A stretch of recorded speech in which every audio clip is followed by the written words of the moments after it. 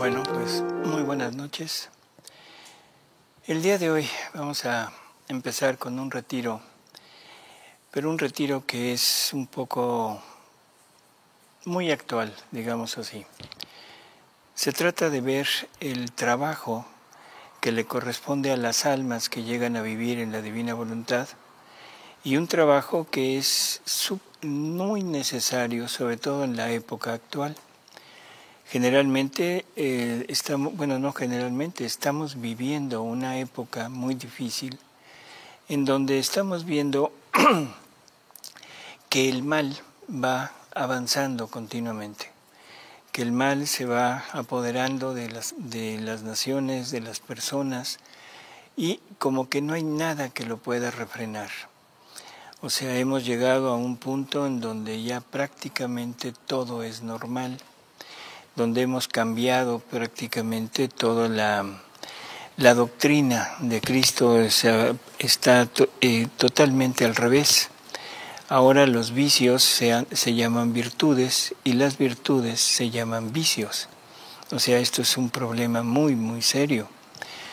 Así que en realidad necesitamos centrarnos en este momento y sobre todo cuál es el papel que le toca a las almas que llegan a vivir en la divina voluntad para poder contrarrestar todo esto que está sucediendo.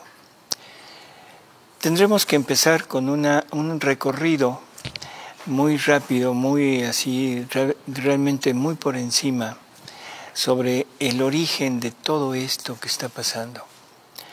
Vamos a recordar que en el cielo, en la creación de los ángeles seres creados, espirituales pero creados, debían tener una prueba, al igual que todos nosotros. Y en esa prueba fue una prueba de voluntad. O sea, se entabló una guerra de voluntades cuando Luzbel, el ángel más hermoso que había y el más parecido a Dios, se sintió como agredido en su persona, en su ser, cuando se le comunica que el Verbo Eterno se iba a encarnar y que se iba a encarnar en un ser humano. Entonces Luzbel se opone totalmente a servir al Verbo Eterno en el hombre, pensando que el hombre era un ser inferior a él. Se rebela y se aleja de Dios y empieza a convencer a los ángeles de retirarse de servir a Dios.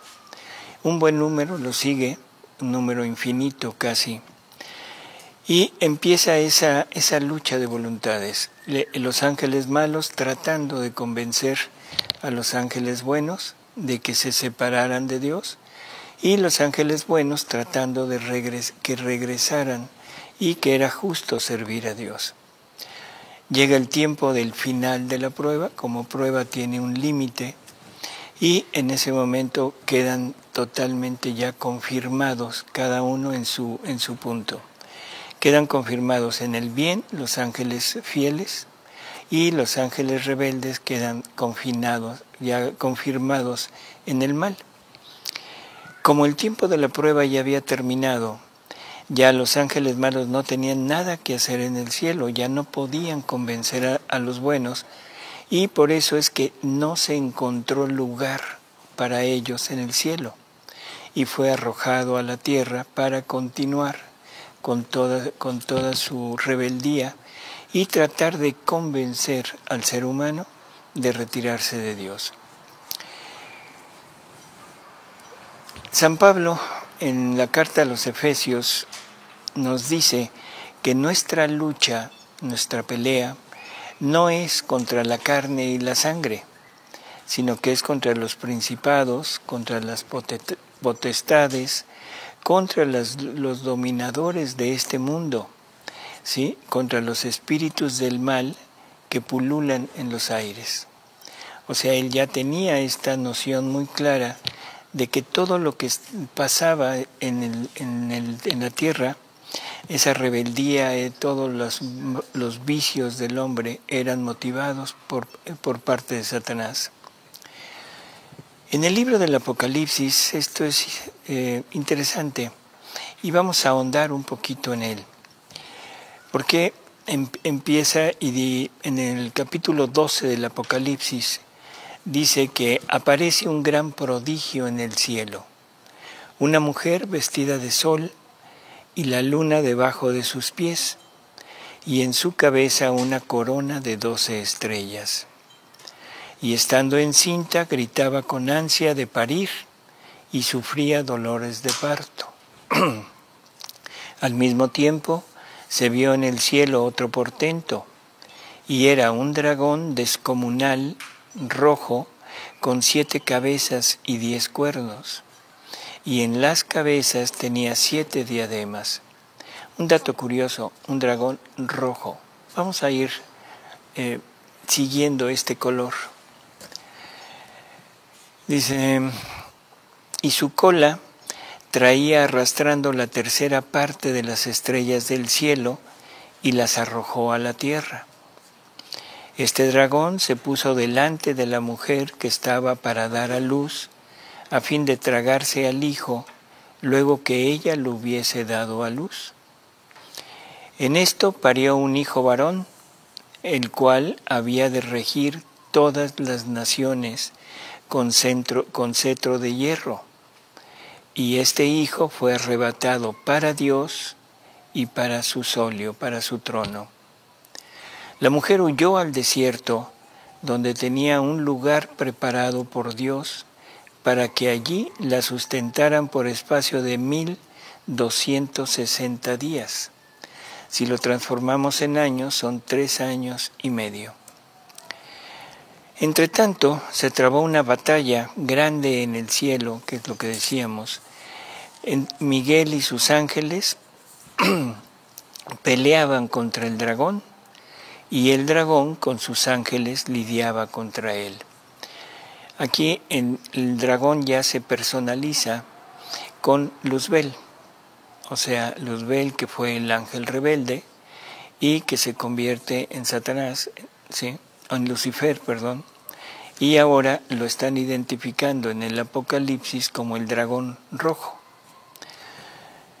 Dice, pero estos fueron los más débiles, o sea, los rebeldes, y después no quedó ya para ellos lugar alguno en el cielo.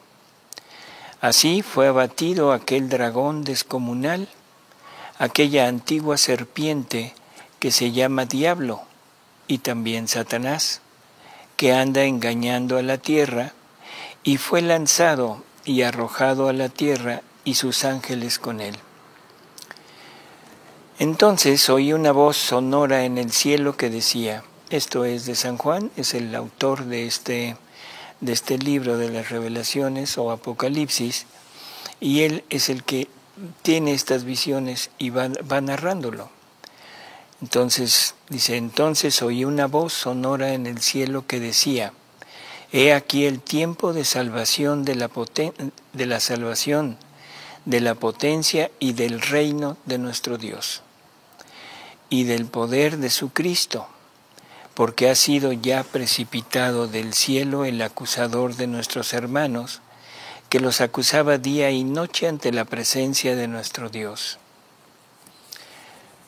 La mujer, la persecución de ella por el dragón rojo, su resguardo de la mujer en el desierto por 3 años y medio, el arrebato del Hijo hacia el trono de Dios, todo sucede en el eterno presente de Dios, porque nosotros como que estamos muy acostumbrados, vivimos inmersos en el tiempo, en un espacio y en un tiempo, pero en Dios no hay tiempo, no hay espacio, es un eterno presente.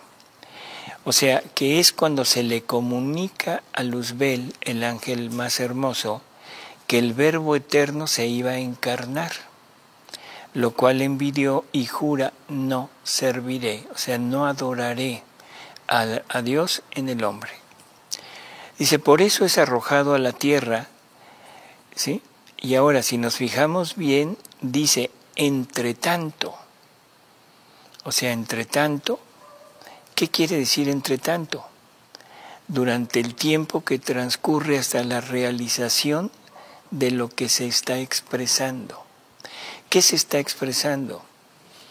Lo de la mujer, la persecución de la mujer, la huida al desierto, el resguardo de esa mujer y el nacimiento de su hijo, que es arrebatado hacia Dios.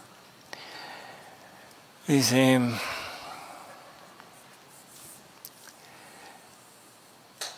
entre tanto, o sea, durante el tiempo que transcurre esta realización de lo que se expresa, o sea, en el instante, en la eternidad, hasta que se realiza lo narrado de la mujer en cuanto estaba su batalla en la tierra. ¿Qué nos está queriendo decir esto? En la eternidad, este suceso que parece que es en un momento, es en la historia de la humanidad. La mujer vestida de sol, María, embarazada, o sea, embarazada de Jesús, y el dragón rojo, que era Satanás, quiere comerse, quiere destruir a su hijo. Entonces esta mujer es llevada al desierto, arrancada del lugar donde estaba, la llevan al desierto y ahí la protegen. Ahí nace su hijo y ese hijo es elevado, llevado hasta el trono de Dios en resguardo para que el dragón no pueda atacarlo. Se dice que el dragón arroja una corriente de agua para tratar de ahogar a la mujer, pero la tierra se abre y engulle toda esa agua. O sea, tampoco le puede hacer daño, ¿no? Así que, ¿qué es lo que está pasando? Es la persecución de Satanás a la presencia de Cristo en este mundo. La persecución de Satanás hacia la Virgen, y a la Virgen se le dan dos alas, o sea, a la mujer se le dan dos alas, ¿sí? Dos alas de águila para volar al desierto, del desierto a su sitio destinado, donde es alimentada por un tiempo y 2 tiempos, y la mitad de un tiempo, o sea, 3 años y medio. Es una fecha, es una cantidad de tiempo que se repite. Dice, entonces la serpiente vomita de su boca esto del agua, la tierra se traga esa agua. ¿Qué significado puede tener esto? Trata de eliminar a la mujer. ¿Cuál es el resultado de esto? Muy probablemente sean todas las sectas, todo el descreimiento que ha habido hacia la Virgen, toda esa ataque a la Virgen, y eso es lo que el demonio está tratando de hacer con esa corriente de agua que sale de su boca. Pero la tierra se la traga. ¿Quién es la tierra? ¿La tierra será el planeta? No, la tierra somos nosotros. O sea, esa tierra que es fiel, esa tierra que está totalmente enfocada hacia Dios y que protege a la Virgen y la tiene con Él. Con esto, el dragón se irrita contra la mujer y se marchó a guerrear contra los demás de la casta o linaje de ella, que guardan los mandamientos de Dios y mantienen la confesión de Jesucristo. Esto es, ¿quiénes son estos en donde va a guerrear? Todos nosotros, todos los que creemos en un Dios, todos aquellos que creemos en Jesucristo, y viene a tratar de destruir la obra de Dios. O sea, Dios crea al hombre y lo crea para una finalidad específica de él, que es tener una relación de amor con una criatura y poder corresponder, que el hombre le pueda corresponder en amor a él, pero un amor a la par de él. Por lo tanto, ahora Satanás no puede nada contra Dios, pero sabe que si daña al hombre, lo quita de su seguimiento, Dios no podrá realizar su plan. Y en eso es en lo que se enfoca, en quitar al hombre de ese plan que Dios tiene. En Apocalipsis 13 dice, vi una bestia que subía del mar, la cual tenía 7 cabezas y 10 cuernos, y sobre los cuernos 10 diademas, y sobre las cabezas nombres de blasfemia. Esta bestia que vi era semejante a un leopardo, y sus pies como los de oso, y su boca como la de león. Curiosísima descripción, porque esto corresponde a las primeras 3 bestias de la visión de Daniel. El profeta Daniel tiene una visión donde ve unas bestias que aparecen. La primera que aparece es una leona fuerte, erguida, o sea, en dos pies, en 2 patas, fuerte y con alas. Y esa bestia significa, según una revelación de Jesús a María Valtorta, significa el hombre creado por Dios. No son imperios, como se ha dicho hasta ahora, no son personajes de la historia, sino es el hombre creado por Dios. Ese hombre, con la desobediencia, o sea, con el pecado, se transforma y aparece una segunda bestia, que es un oso feroz, con colmillos, con garras enormes, y se le da la orden de ir y destrozar al hombre, destrozar a sus semejantes. De ahí es toda la historia de la humanidad, guerras, en fin, todo lo que sucede, donde la primera víctima es Abel. O sea, Abel, la primera bestia era Adán. Adán se transforma con la desobediencia, y la segunda bestia sería, el inicio sería Caín, porque Caín mata a Abel. Es su primera víctima, y de ahí en adelante sigue persiguiendo al propio hombre y siendo el depredador del hombre. Pero después ve una tercera bestia, que es un leopardo que es mucho más rápido y más fiero en atacar, y más rápido en poder llegar a las demás personas para seguir desgarrando y seguir haciendo mortandad. Pero Jesús a María Valtorta le dice que esa bestia tenía alas, estaba dotada de alas, pero de alas de vampiro. Y sabemos que los vampiros, o sea, su función es chupar la sangre, extraer sangre de su víctima. Y la sangre que quiere extraer es la sangre que Cristo nos ha infundido en nosotros. O sea que ya no se trata nada más de agredir, de matar, de destrozar, sino se trata de quitarnos la infusión de Cristo en nosotros, o sea, de arrancarnos de nuestra fe. Con esto vemos que esta bestia que está descrita en el Apocalipsis, o sea, es excelente porque dice semejante a un leopardo, con pies como los de oso y su boca como la de león. O sea, encierra las 3 bestias de Daniel. Es prácticamente la misma idea, la profecía de Daniel con la visión de San Juan.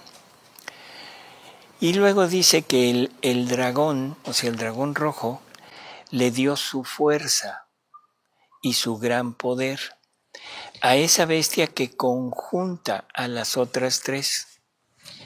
Jesús nos manifiesta y nos dice que la primera bestia, el oso, o sea, es el depredador, pero empieza a ser el que quiere destrozar al ser humano. La tercera bestia, el leopardo, ahí ya lo identifica con el anticristo social. Jesús dice que hay un anticristo social, o sea que es toda la sociedad, todo el mundo, que está tratando de desmistificar al hombre en cuanto a la fe. Trata de quitarle la creencia en Dios, trata de irlo apartando de esto. Y creo que en la actualidad es muy clara el efecto que ha ido haciendo esta bestia, que ha ido haciendo hacia nosotros, de que nos va poco a poco separando, poco a poco va desacralizando todo lo que nosotros teníamos como sagrado, que sobre todo el punto principal, que es Jesús eucarístico, y ha ido provocando y ha ido motivando ofensas, sacrilegios, una total y absoluta falta de respeto hacia el sacramento, hacia Jesús.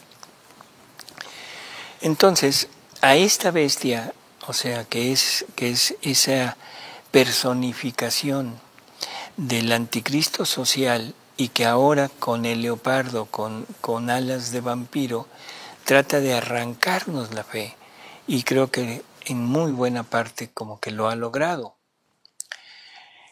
Y es que el dragón le da su fuerza y su poder. Y luego dice, vi luego una de sus cabezas que parecía como herida de muerte. ¿Sí? Parecía como herida de muerte. Recordemos que tenía 7 cabezas. Y su llaga mortal, o sea, esa cabeza que parece que está muerta, fue curada, con lo que toda la tierra se fue en pos de la bestia. Cosa curiosa, dragón rojo, una bestia que persigue a Cristo en la tierra, que nos trata de convencer de una total, ¿cómo diríamos?, independencia de un ser, de una creencia en un ser divino, y que en realidad esto podríamos como enmarcarlo dentro de lo que está pasando en regímenes, sobre todo regímenes políticos, porque esta bestia sale del mar y el mar significa política. Podríamos enmarcarlo dentro de regímenes ateos, y el régimen ateo, simbolizado por un color rojo, pues es el comunismo, ¿sí? O sea, ahí estaría como el simbolizado el comunismo. Esta cabeza, que es herida de muerte, pero luego es curada y revive, si hablamos de comunismo, podríamos hablar del comunismo instalado en la Unión Soviética, que es herida de muerte por la perestroika de Gorbachov. O sea, ahí aparentemente el comunismo se quitó, pero luego resucita y viene con más fuerza y más extensión. Y creo que eso lo estamos viendo en la actualidad, que ya es algo muy, muy notorio, que el comunismo se está extendiendo por todo el mundo. Dice, entonces resurge este comunismo, resurge esta cabeza y todo el mundo se va tras ella. Dice, y adoraron al dragón que le dio el poder a la bestia. O sea, adoraron a Satanás, que es el que está dándole todo el poder a este régimen, y que eso es lo que nos está llevando a este descreimiento. Dice, también adoraron a la bestia, diciendo, ¿quién hay semejante a la bestia y quién podrá lidiar con ella? Bueno, la masonería adora a Satanás con el nombre de estrella flamígera, con el nombre de Baphomet, ¿sí? El mundo alaba a la masonería, pero la masonería es, según Jesús dice, es la sinagoga de Satanás, o sea, es la iglesia de Satanás. Dice, se le dio a sí mismo una boca que hablase cosas altaneras y blasfemias. Se le dio facultad de obrar así por espacio de 42 meses, 3 años y medio. O sea, volvemos a esta cifra. ¿Qué nos está significando estos 3 años y medio? que es el tiempo en que todo esto va a suceder y donde prácticamente está estableciendo su máximo poder y su máxima tiranía sobre el ser humano, la persecución de Cristo hasta quitar casi de la tierra a la iglesia. Eso coincide con el catecismo. En el artículo 675, donde se habla de casi la muerte de la iglesia, y que eso es lo que más o menos estamos viendo que va decayendo. Dice, con eso abrió su boca en blasfemias contra Dios, blasfemando de su nombre y de su tabernáculo y de los que habitan en el cielo. Le fue también permitido hacer la guerra a los santos o fieles y vencerlos, y se le dio potencia sobre toda tribu y pueblo y lengua y nación. Y así lo adoraron todos los habitantes de la tierra, aquellos, digo, cuyos nombres no están escritos en el libro de la vida del Cordero, que fue sacrificado desde el principio del mundo. Quien tenga oídos, escuche y atienda. El que cautivare a otros en cautividad parará. Perecerá. Quien a hierro, quien esclavizado. Dice, aquí está el motivo de la paciencia y de la firmeza de la fe que tienen los santos. Vi después otra bestia que subía de la tierra y que tenía 2 cuernos semejantes a los del cordero, mas su lenguaje era como el del dragón. Curioso, 2 cuernos como de cordero, y que habla totalmente en contra, ¿sí? En contra de ese cordero. Alguien que sería semejante al cordero. Y esa semejanza con el cordero, bueno, pues es el anticristo. O sea, es el que viene a sentarse en ese papel, en ese personaje, y se viene a sentar y a hacerse pasar por Cristo.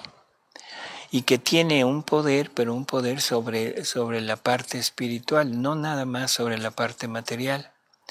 La parte material nos va a dominar por la fuerza, pero la parte espiritual es la que le va a abrir la puerta del infierno para que todas las potencias diabólicas salgan y guerreen contra las criaturas. Y es esa gran tribulación de la que tanto se ha hablado y de la que tanto estamos esperando. Y se ejercitaba todo el poder de la primera bestia en su presencia, e hizo que la tierra y sus moradores adorasen la bestia primera, cuya herida mortal quedó curada. Adorar es igualdad de obras. O sea, copiaremos las obras del comunismo, las ideas del comunismo. Y eso es lo que es adorar. No es la palabra adoración lo que nosotros entendemos, sino es tomar las obras, las ideas de ellos y hacerlas nuestras. Esa es una adoración. Eso es lo que Satanás le dijo a Jesús allá en el monte de las tentaciones. Adórame por un instante. ¿Qué le estaba diciendo? Era una trampa, es muy astuto. O sea, le quiere motivar su amor, o sea, porque Dios ama a sus criaturas, no importa lo que sean. Dios ama a Satanás, no a Satanás, sino lo que él creó en Satanás, que es a Luzbel. Satanás trata de motivar la misericordia, el perdón de Jesús, y le dice que por un instante nada más lo adore. O sea, toma mis obras y haz las tuyas. O sea, salte, aléjate de Dios y vuélvete hombre normal.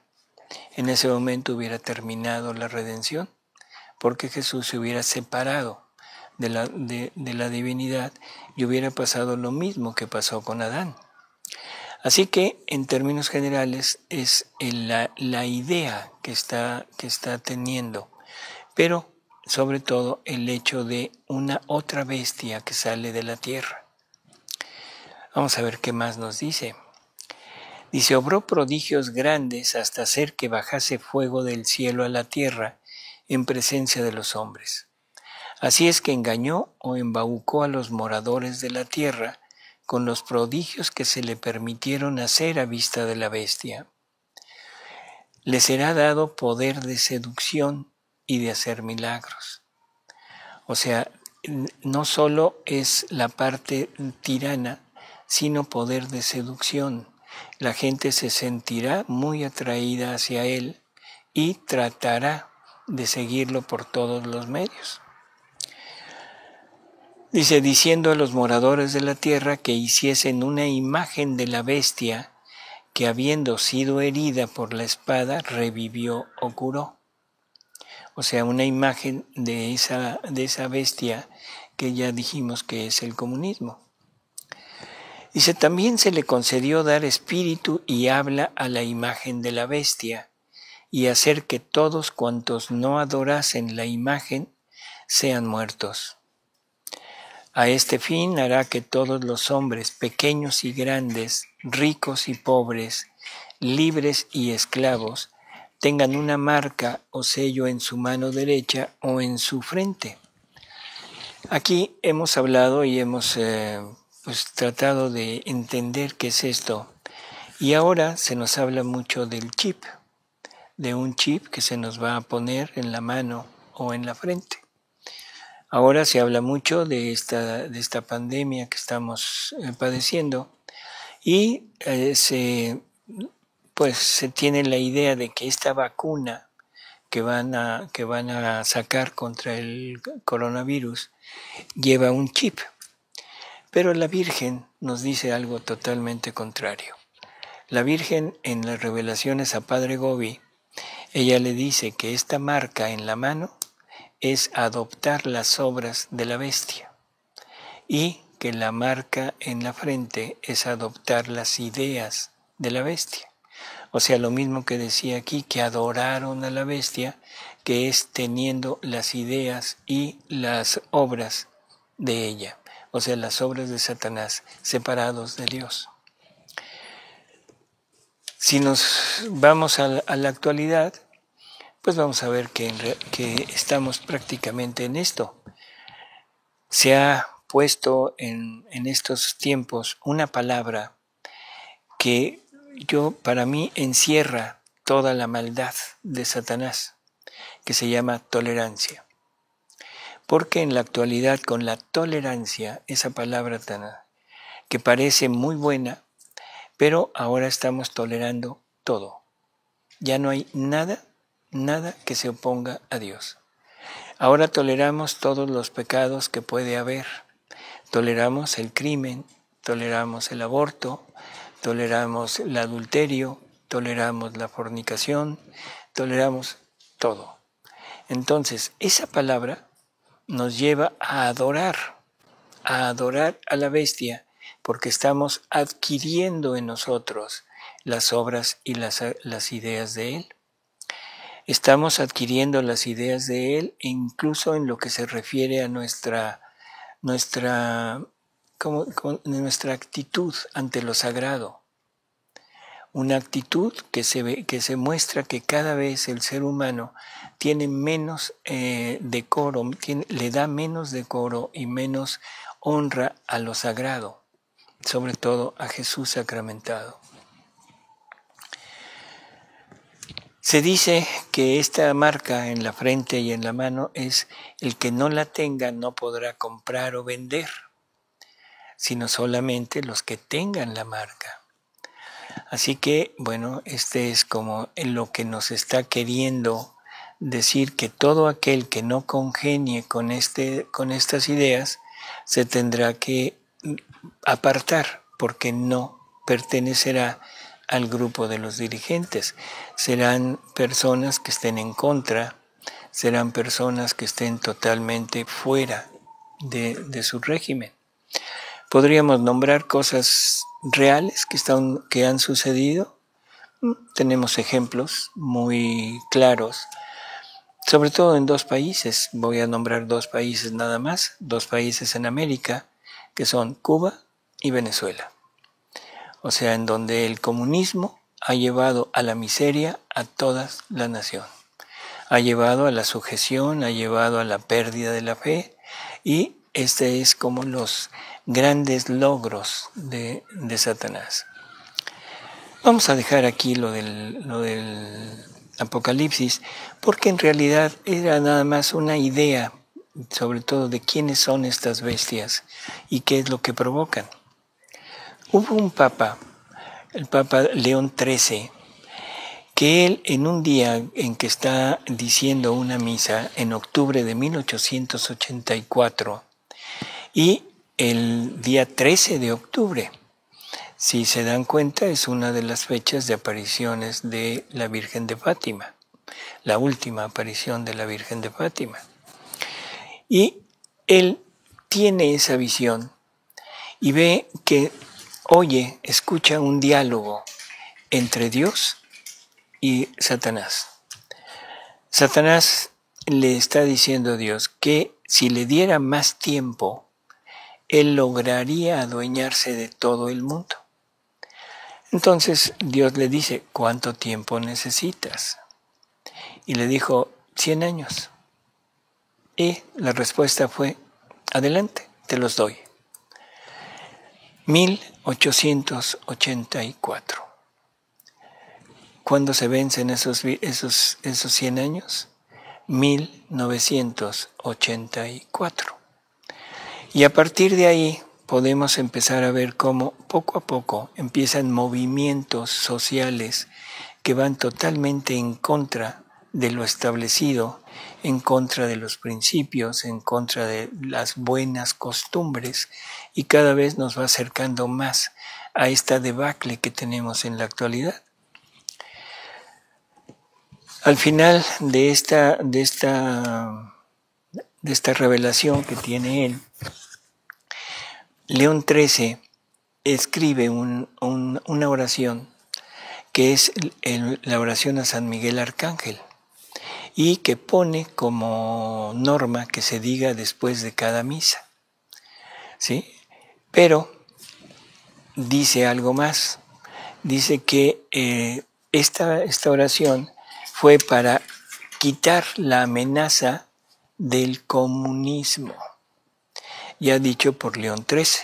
O sea, ya lo va concretizando en nuestra historia, en nuestra historia moderna, podríamos decirlo. Hay revelaciones, hay apariciones de nuestra Madre Santísima, sobre todo una que es la Salet.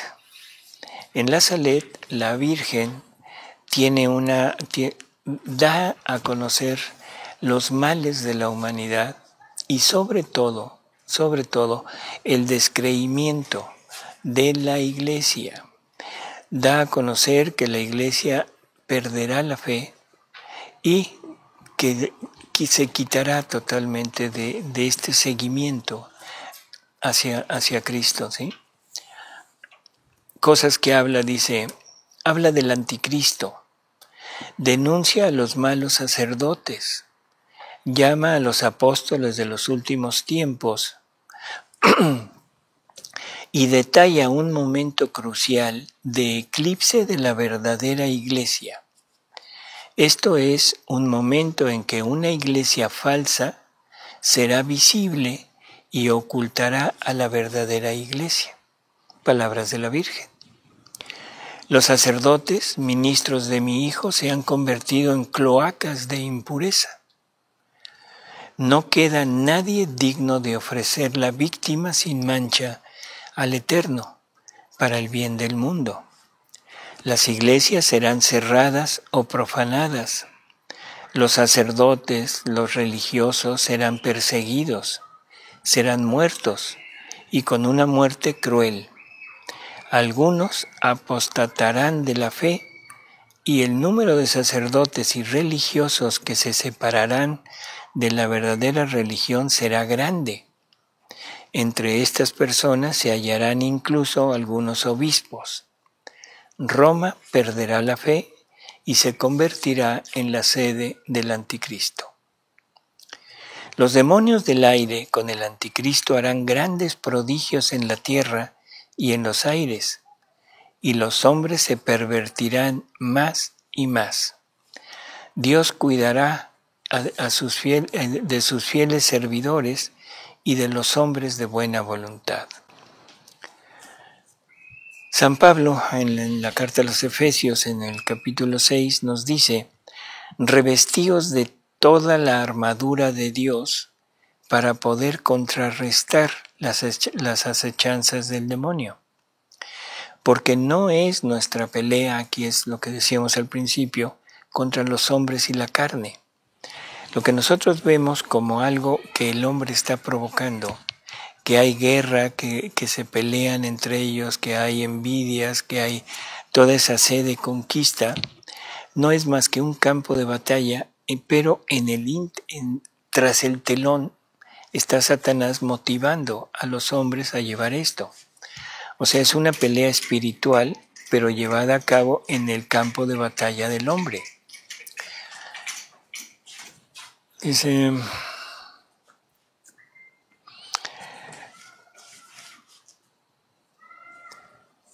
por lo tanto, tomad las armas todas de Dios, o todo su arnés, para poder resistir en el día aciago y sosteneros, ¿sí?, en todo.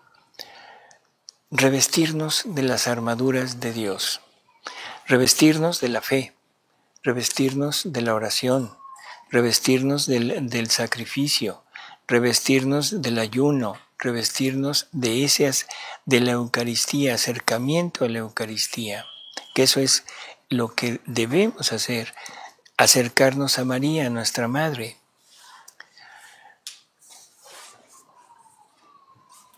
Y luego dice la Virgen a través de Melania, dice, yo dirijo una apremiante llamado a los verdaderos discípulos de Dios que vive y reina en los cielos. Llamo a los verdaderos imitadores de Cristo, hecho hombre, el único y verdadero Salvador de los hombres. Llamo a mis hijos, a mis verdaderos devotos, a los que se me han consagrado a fin de que los conduzca a mi divino Hijo, los que llevo, por decirlo así, en mis brazos, los que han vivido de mi espíritu.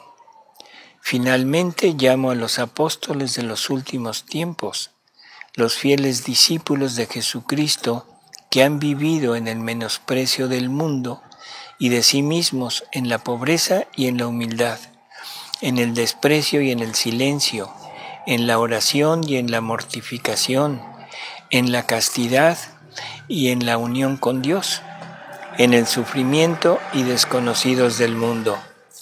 Ya es hora que vengan a iluminar la tierra, id y mostraos como mis hijos queridos.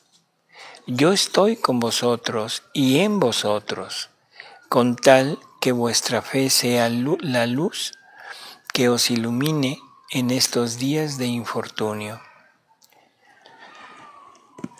La iglesia será eclipsada, el mundo quedará consternado, pero he ahí a Enoc y a Elías, llenos del Espíritu de Dios, y los hombres de buena voluntad creerán en Dios y muchas almas serán consoladas. Harán grandes prodigios por la virtud del Espíritu Santo y condenarán los errores diabólicos del anticristo. Hay alguien que edita todo esto que la Virgen le dice a Melania, y él dice que Melania le dijo lo siguiente, dos cosas importantes. Que no se sabe cuál es el verdadero Papa. Curioso, no se sabrá cuál es el verdadero Papa. Y que durante un tiempo el santo sacrificio, o sea, la Eucaristía, dejará de ser ofrecido en las iglesias o en las casas. Así que no habrá más culto público. Después de esto tenemos otra aparición de la Virgen, la Virgen en Fátima. Y aquí creo que es conveniente resumir para no entrar en tantas revelaciones. Es simplemente ella pide, habla del decaimiento de la iglesia, de la falta de fe, da un tercer secreto, da 3 secretos, 2 de los cuales se dan a conocer, pero el tercero queda oculto. Y ese tercer secreto, la Virgen le pide a Lucía que sea revelado, que sea abierto en 1960 y que se consagre a Rusia, que se haya una consagración hecha por el Papa en unión con todos los obispos del mundo, refiriéndose en forma concreta a Rusia. Sin embargo, esto no se ha llevado a cabo. O sea, la Virgen promete que si eso se lleva a cabo, ella quitará los errores y evitará que los errores del comunismo se extiendan por el mundo. No se ha llevado a cabo y pues creo que las consecuencias son muy obvias.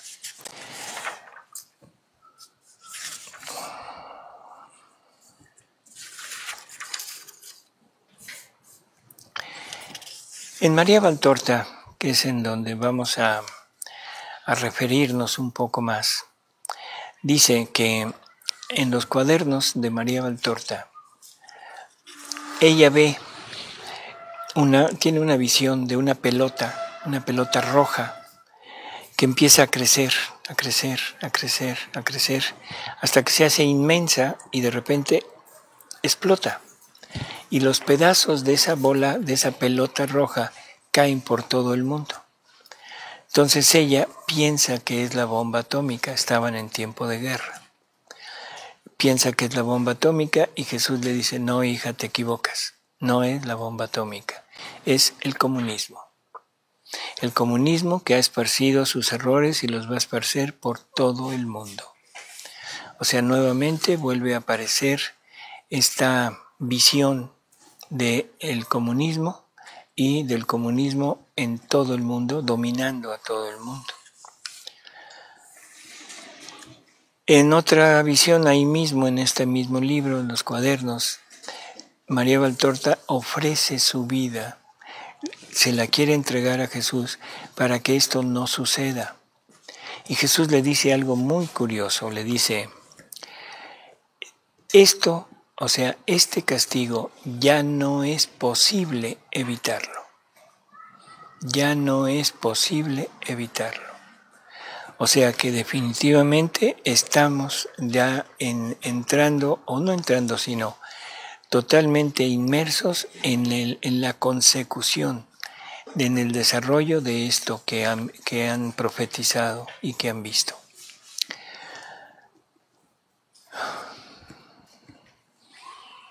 Ahora, en Luisa Picarreta hay algunas lecturas que son también muy precisas.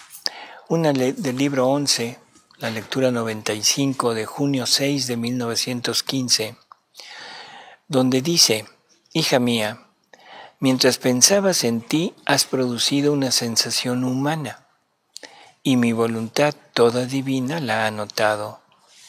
En mi voluntad todo se resuelve en amor para mí y para el prójimo. No hay cosas propias, porque conteniendo solo mi voluntad, el alma contiene para sí todos los bienes posibles.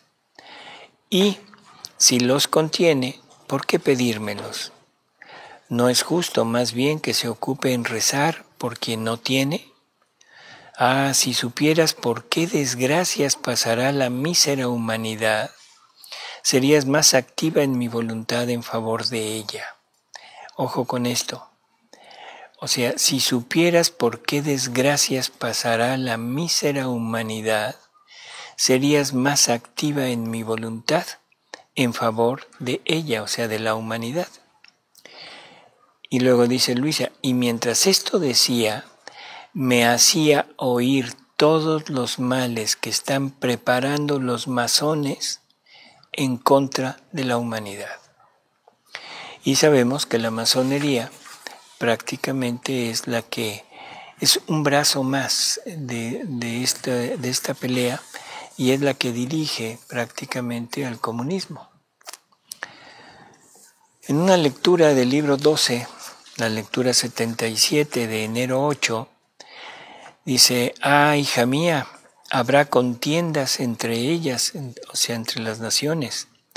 La muerte cosechará muchas vidas, aún de sacerdotes. Dice: oh, cuántas máscaras vestidas de sacerdotes. Las quiero quitar antes de que surja la persecución a mi iglesia y las revoluciones. Tal vez se conviertan en el momento de la muerte. De otra manera, si las dejo, estas máscaras en la persecución se las quitarán, se unirán a los sectarios y serán los más fieros enemigos de la iglesia, y su salvación resultará aún más difícil. Sectarios es un sinónimo de masonería. En la lectura 14.9 de marzo 3 de 1922, está diciendo Luisa: se veían los jefes sectarios que, cansados de esperar, de maldecir contra la iglesia, o querían ser dejados libres para iniciar luchas sangrientas contra ella, o bien se querían retirar de gobernar. Veían faltarles el piso bajo sus pies, tanto por finanzas como por otras cosas, y para no hacer el ridículo querían retirarse de regir la suerte de la nación.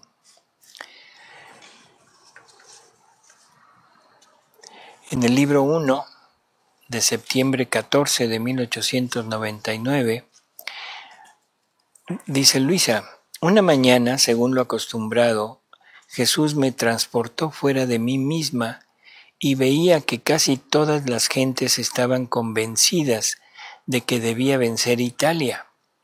Me pareció encontrarme en Roma y veía a los diputados que tenían consejo entre ellos acerca del modo como debían conducir la guerra para estar seguros de hacer vencer a Italia. Estaban tan inflados de ellos mismos que daban piedad, pero lo que más me impresionó fue el ver que estos tales casi todos eran sectarios, almas vendidas al demonio. Qué tristes tiempos. Parecía que propiamente reinaba el reino satánico y su confianza, en vez de ponerla en Dios, la ponían en el demonio. En fin. Como vemos, prácticamente tanto en la revelación que tuvo San Juan en el Apocalipsis, tanto las profecías de Daniel, como las revelaciones que nuestra Madre Santísima ha ido dando, como un Papa, León XIII, tuvo esa visión, como Jesús en María Valtorta le confirma que es el comunismo, como en Luisa misma se habla de la masonería. Creo que con esto podemos tener una idea muy rápida de que estamos viviendo una época en que el enemigo se ha adueñado totalmente de nuestro mundo. Y aquellos 100 años que el demonio pidió para adueñarse del mundo, que se cumplieron y estamos viendo los efectos de esa conquista que el demonio ha hecho del mundo. ¿Qué viene? O sea, ¿cuál es el punto culminante de esto? Viene el desencadenamiento total del mal sobre toda la humanidad. Viene ese sojuzgar, dominar, tiranizar a toda la humanidad y que ahora se concreta en una palabra que es muy nombrada: nuevo orden mundial. Ese nuevo orden mundial que es el establecer un solo gobierno, una sola religión, o sea, que no haya diferentes, y desde ese gobierno regir a toda la humanidad.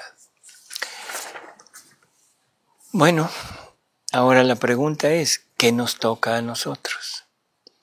O sea, los tiempos son muy críticos, pero también el tiempo de Dios también es enorme lo que está sucediendo, porque es el momento en que Dios decide volver a reintegrar al hombre a su punto de origen, o sea, al punto de origen de su creación en Adán.